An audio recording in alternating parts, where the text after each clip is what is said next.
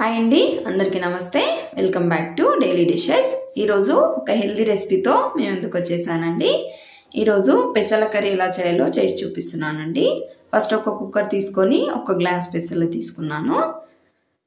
ఇవి ఒక 2 times wash చేసుకోవాలి. ఇలా వాష్ చేసుకొని 2 గ్లాసెస్ వాటర్ పోసేసుకోవాలండి. ఒక గ్లాస్ పెసలకి 2 గ్లాస్ వాటర్ సరిపోతుంది. ఇలా పోసుకొని ఒక 4 విజిల్స్ వచ్చే వరకు పెట్టేసుకోండి. నెక్స్ట్ చూడండి, ఇది కారం కోసము పచ్చిమిర్చి అండి. ఒక మిక్సీ బౌల్ తీసుకొని ఒక 15 మిర్చి తీసుకున్నాను నేను. కొంచెం సాల్ట్ వేసుకున్నాను. వేసేసుకొని దీంట్లోనే వెల్లుల్లి రెబ్బలు వేసుకున్నానండి. చూడండి, ఇది మిక్సీకి పట్టేసుకోండి ఈ విధంగా. నెక్స్ట్ స్టవ్ పైన ఒక బాండి పెట్టేసుకొని ఒక 2 స్పూన్ ఆయిల్,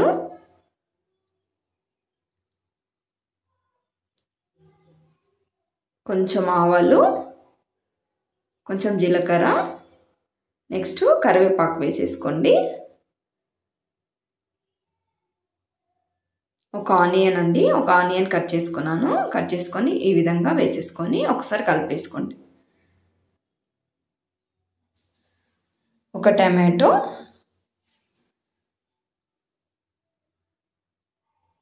ఇలా కలుపుకున్నాక ఒక 2 మినిట్స్ ఉడికించుకోండి. అలాగా ఈ విధంగా ఉడికితే సరిపోతుంది. నెక్స్ట్ చూడండి, మనం ఇందాక పచ్చిమిర్చి పేస్ట్ పట్టేసుకున్నాం కదండి, అది అనేది ఇందులో వేసేసుకొని ఒకసారి కలిపేసుకోండి.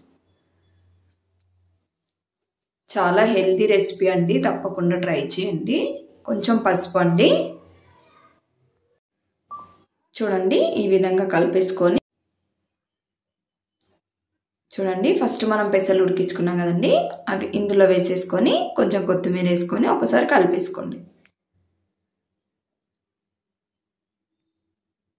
ఇలా కలుపుకున్నాక ఒక 1/2 చెక్క నిమ్మకాయ పిండేసుకోవాలండి.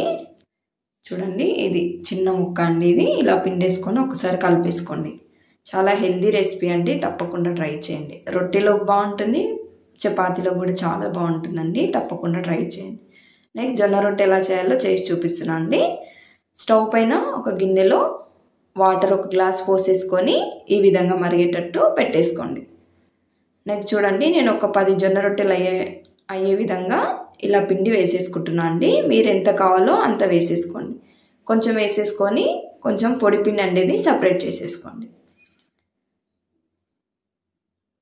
ఈ విధంగా వేసుకొని కొంచెం మధ్యలో ఇలా చేసేసుకోండి, వీడియోలో చూపిస్తున్నట్టుగా. చూడండి, వాటర్ అనేటివి మరిగిపోయావు కదండి. స్టవ్ పైన పెంక పెట్టేసుకొని వాటర్ అనేటివి ఇందులో పోసేసుకోవాలి.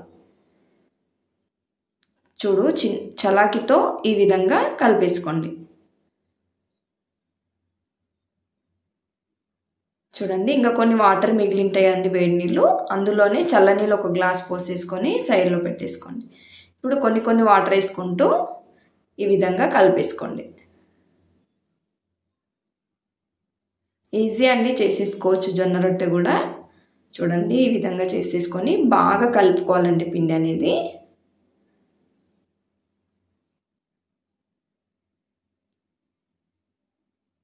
చూడు, ఇలా అయితే సరిపోతుందండి. ఇది సైడ్లో పెట్టేసుకొని పిండి కొంచెం కొంచెం తీసుకొని ఇలా వీడియోలో చూపిస్తున్నట్టుగా చేసేసుకోండి జొన్న రొట్టె అనేది. ఇప్పుడు పొడి పిండి కొంచెం వేసేసుకొని ఇలా ఒక్క చేత్తోనే చేసేసుకోండి. ఫస్ట్ మీకు రాని వాళ్ళైతే ఇలా చిన్నగా ఇలా చేసేసుకుంటే సరిపోతుందండి. ఒక్క హ్యాండ్స్తోనే చేసేసుకోండి. ఇలా పొడి పిండి కింద వేసుకుంటే రొట్టె అనేది మంచిగా జరుగుతుందండి. ఈ విధంగా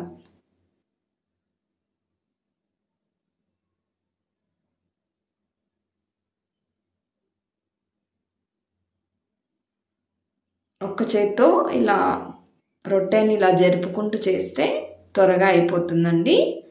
చూడండి, కింద చలాకితో ఇలా చేసి రొట్టె అనేది ఈ విధంగా వేసేసుకోవాలి. స్టవ్ పైన పెన్నము వేసేసుకున్న తర్వాత ఒక చిన్న తడి బట్ట తీసుకొని ఇలా వాటర్తో ఇలా చేసేసుకోవాలండి.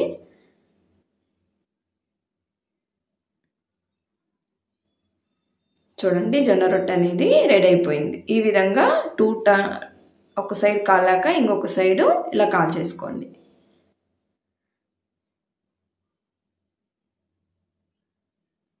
చూడండి జొన్న రొట్టె అనేది రెడీ అయిపోయింది.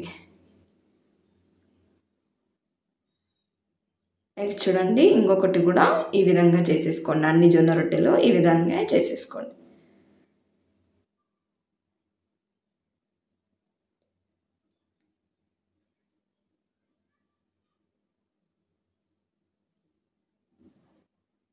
చాలా హెల్దీ రెసిపీ అండి. మీకు టైం ఉన్నప్పుడు ట్రై చేస్తూ ఉండండి. జొన్న రొట్టె అనేది చేసేసుకోవచ్చు. కొంచెం కొంచెం చేస్తూ పోతే వచ్చేస్తుందండి.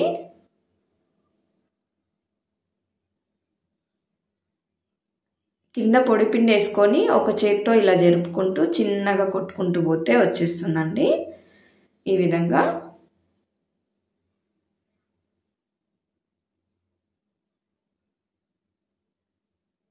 పిల్లలకి కానీ పెద్దలు కానీ ఈ జొన్న రొట్టె అనేది చేసి పెట్టండి. చూడండి ఇంకొక టిప్పు, ఈ రొట్టె అనేది ఇట్లా వేసుకుంటే రొట్టె పెన్నం పైన వేసుకోవడం మీకు రాకపోతే ఆ విధంగా కూడా వేసేసుకోండి.